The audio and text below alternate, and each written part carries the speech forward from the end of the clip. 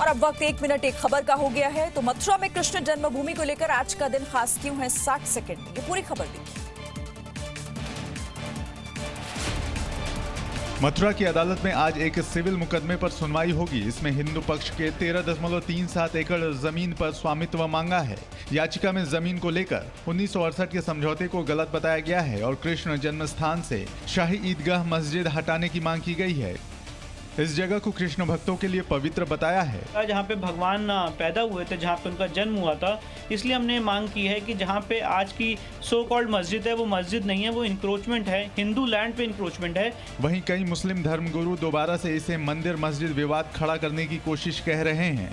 हमारा यही मकसद है कि हिंदू मुसलमान मिलके रहें, लेकिन कुछ पार्टियां जो चंद लोग हैं जो मंदिर मस्जिद का विवाद जो है वो चाहते हैं कि हिंदुस्तान में बरकरार रहे और इससे हमारी रोजी रोटी चलती रहे। असदुद्दीन ओवैसी ने ट्वीट किया है, शाही ईदगाह ट्रस्ट और श्री कृष्ण जन्म स्थान सेवा संघ ने इस विवाद का निपटारा साल 1968 में ही कर लिया था। इसे अब फिर से जीवित क्यों किया जा रहा है? और किसानों से जुड़े बिलों पर सियासत अब भी जारी है। आज विपक्ष की इसे लेकर क्या रणनीति है, देखिए अगले 1 मिनट में। देश में कृषि क्रांति के विरोध में किसान यूनियन आज भी विरोध प्रदर्शन करेंगे। इसका सबसे ज्यादा विरोध और प्रदर्शन पंजाब में हो रहा है।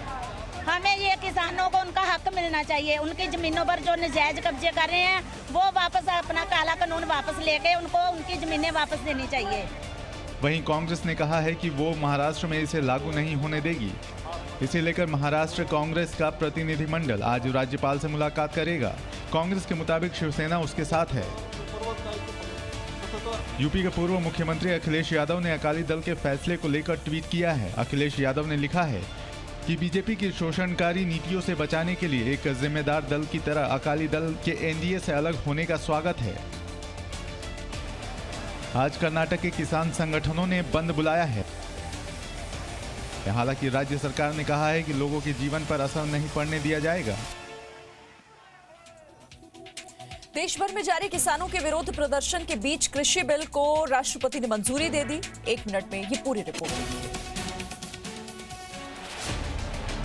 संसद से पास हुए 3 कृषि बिलों पर राष्ट्रपति रामनाथ कोविंद ने हस्ताक्षर कर दिए हैं। राष्ट्रपति के हस्ताक्षर के बाद कृषि बिल कानून बन गए हैं। जानकारी के मुताबिक केंद्र सरकार जल्द ही इसकी अधिसूचना जारी कर सकती है। वहीं राष्ट्रपति ने जेके आधिकारिक भाषा बिल 2020 पर भी अपनी सहमति दे दी है। संसद के मानसून सत्र में लाए गए कृषि उपज व्यापार और वाणिज्य संवर्धन और सुविधा बिल, मूल्य आश्वासन और कृषि सेवाओं पर किसान संरक्षण एवं सशक्तिकरण बिल और आवश्यक वस्तु संशोधन बिल को संसद के दोनों सदनों की मंजूरी मिल चुकी है। अब इस पर राष्ट्रपति की मुहर भी लग चुकी है। ये तीनों विधेयक कोरोना काल में 5 जून को घोषित 3 अध्यादेशों की जगह लेंगे। इसी मुद्दे पर पहले शिरोमणि अकाली दल कोटे से केंद्र में मंत्री हरसिमरत कौर बादल ने इस्तीफा दिया। फिर शिरोमणि अकाली दल ने एनडीए से अलग होने का ऐलान कर दिया। प्रधानमंत्री नरेंद्र मोदी ने पहले ही कहा था कि किसानों से जुड़े बिलों को लेकर लोग अफवाह में ना आए। ये बिल किसानों के हित में है। और बॉलीवुड ड्रग्स मामले पर एनसीबी की अहम बैठक हुई। 1 मिनट में जानिए अपडेट। बीती शाम नारकोटिक्स कंट्रोल ब्यूरो के प्रमुख राकेश अस्थाना मुंबई पहुंचे और बॉलीवुड ड्रग्स मामले पर अहम बैठक ली। इस दौरान एनसीबी की मुंबई और दिल्ली दोनों टीमें मौजूद रहीं। सूत्रों के मुताबिक जिन 7 लोगों के फोन जब्त किए गए हैं उनका डाटा रिकवर किया जाएगा। सूत्रों के मुताबिक श्रद्धा और सारा को आमने सामने बिठाकर करीब 1 घंटे 40 मिनट तक पूछताछ की गई। वहीं सूत्रों के मुताबिक ड्रग्स पैडलर करमजीत ने एनसीबी को 50 लोगों के नाम बताए हैं। माना जा रहा है कि इन 50 नामों के जरिए ड्रग्स मामले की जांच काफी आगे बढ़ सकती है। एनसीबी की टीम क्षितिज से बड़े स्तर पर पूछताछ की तैयारी में है। कल कोर्ट ने क्षितिज प्रसाद को 3 अक्टूबर तक एनसीबी की कस्टडी में भेज दिया है। क्षितिज प्रसाद करण जौहर की फिल्म कंपनी धर्मा प्रोडक्शन में एग्जीक्यूटिव प्रोड्यूसर हैं। करण जौहर के घर हुई एक पार्टी का वीडियो हमने आपको दिखाया था। अब 1 मिनट में इसकी हकीकत भी जानिए। करण जौहर के घर पर हुई 28 जुलाई 2019 को हुई पार्टी के वीडियो का सच सामने आया है। वीडियो की जांच के मुताबिक इस वीडियो के साथ कोई छेड़छाड़ नहीं हुई है। वीडियो बिल्कुल सही है। अब इस वीडियो को लेकर SIT head KPS Malhotra, Mumbai zone के डीडीजी अशोक जैन और NCB chief Rakesh Asthana meeting करके आगे की रणनीति तय करेंगे। दरअसल करण जौहर के घर पर हुई 28 जुलाई 2019 को एक पार्टी का वीडियो वायरल हुआ था, जिसमें शाहिद कपूर, विक्की कौशल, दीपिका पादुकोण, मलाइका अरोड़ा, अर्जुन कपूर, वरुण धवन, जोया अख्तर, अयान मुखर्जी और रणबीर कपूर शामिल थे। इस वीडियो को खुद करण जौहर ने 30 जुलाई 2019 को सोशल मीडिया पर शेयर किया था। इस वीडियो पर यह दावा किया जा रहा था कि वीडियो में मौजूद सितारे नशे में धुत थे। करण जौहर ने इस वीडियो पर सफाई देते हुए कहा कि पार्टी में किसी भी तरह के ड्रग्स का सेवन नहीं किया गया था। मैं बताना चाहता हूं कि मैं ड्रग्स नहीं लेता हूं और ना ही ऐसे किसी नशीले पदार्थ के सेवन को बढ़ावा देता हूं, लेकिन इस वीडियो का सच सामने आने से इन सितारों की मुश्किलें बढ़ सकती हैं। महाराष्ट्र के पालघर में लिंचिंग के शिकार साधुओं को लेकर आवाज अब मुखर हो रही है। 1 मिनट में जानिए पूरा अपडेट। महाराष्ट्र के पालघर में 2 साधुओं समेत 3 लोगों की हत्या की सीबीआई जांच में हो रही देरी से दोनों संतों के परिवार नाराज हो गए हैं। यूपी में रह रहे परिवार ने महाराष्ट्र जाकर भूख हड़ताल करने की चेतावनी दी है। जी मीडिया से पीड़ित परिवारों ने कहा है कि अब सिर्फ प्रधानमंत्री मोदी से ही आस है। कौन कारण से जांच नहीं करता है, वो हमारे लाइटिया के जो मारे लोग सिपाही दरोगा सब मिल के मारे हैं। न्यायपालिका का मैं दरवाजा खटखटाएंगे और हम लोग सब मिल के अगर ये सरकार हमारी सुन रही है तो हम लोग भूख हड़ताल पे खड़े होंगे। 16 अप्रैल 2020 को महाराष्ट्र के पालघर में 2 साधुओं समेत 3 लोगों की पीट कर हत्या कर दी गई थी। इस मामले की जांच स्पेशल आईजी कर रहे हैं। जिम्मा सीआईडी को सौंपा गया है। महाराष्ट्र सरकार का कहना है कि इस केस की जांच सीबीआई को देने की जरूरत नहीं है। महाराष्ट्र की उद्धव ठाकरे सरकार ने इस केस में कार्रवाई के नाम पर 3 पुलिस वालों को नौकरी से निकाल दिया है। वहीं हमले में मारे गए साधुओं के परिवार ही नहीं, देश का साधु सन्यासी समाज इस केस में सीबीआई जांच की मांग कर रहा है। अब बात बिहार में होने वाले चुनाव की। बिहार के पूर्व डीजीपी अब सियासी पारी की पिच पर आ गए हैं। ये हैं बिहार के पूर्व डीजीपी गुप्तेश्वर पांडे। हाल ही में पुलिस की नौकरी से वीआरएस ली और कल नीतीश कुमार की पार्टी जेडीयू ज्वाइन कर ली। जेडीयू में शामिल होने के बाद गुप्तेश्वर पांडे ने कहा कि नीतीश कुमार हमारे नेता हैं। पार्टी की तरफ से जो आदेश मिलेगा उसका पालन करूंगा।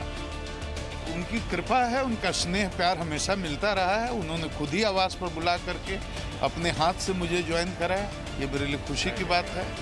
हमारी तैयारी किस तरह की है? वो हमारे नेता हैं, जो आदेश करेंगे वैसा हम काम करेंगे। शुक्रवार को गुप्तेश्वर पांडे ने बिहार के सीएम नीतीश कुमार से मुलाकात की थी। मुलाकात के बाद गुप्तेश्वर पांडे ने बताया कि वो सीएम नीतीश कुमार का धन्यवाद करने आए थे। शुक्रवार को ही चुनाव आयोग ने बिहार में विधानसभा चुनावों की तारीखों का ऐलान किया है। 10 नवंबर को राज्य में चुनाव के परिणाम भी आ जाएंगे। और देश में कोरोना वायरस की स्थिति क्या है, सिर्फ 60 सेकंड में ये पूरा अपडेट। देश में कोरोना के मामले 59 लाख के पार पहुंच गए हैं, जबकि कोरोना से ठीक होने वाले मरीजों की संख्या में भारत सबसे आगे है। अब तक 7 करोड़ से ज्यादा कोरोना सैंपल की जांच की जा चुकी है।